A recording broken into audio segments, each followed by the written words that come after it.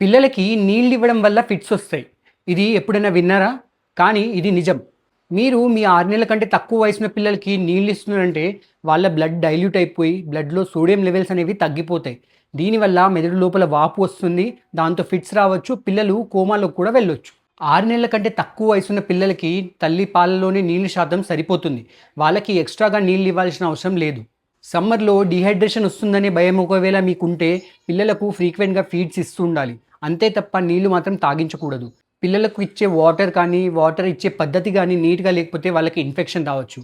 అలాగే పిల్లలకు నీళ్ళు ఇవ్వడం వల్ల వాళ్ళ కడుపు నిండిపోయి పాలు తీసుకునే శాతం తగ్గిపోతుంది. దీనివల్ల వాళ్ళు బరువు తగ్గిపోయే ఛాన్స్ ఉంటుంది. ఇంకా ముందు చెప్పినట్టు వాళ్ళకి ఫిట్స్ వచ్చి కోమాలోకి వెళ్ళిపోయే ఛాన్స్ కూడా ఉంటుంది. అందుకే డబ్ల్యూహెచ్ఓ గానీ, పీడియాట్రిక్ గైడ్‌లైన్స్ కానీ 6 నెలల కంటే తక్కువ వయసున్న పిల్లలకి నీళ్ళు ఇవ్వకుండా జాగ్రత్తలు చెప్తాయి. ఈ విషయం చాలామంది పేరెంట్స్‌కి తెలియదు.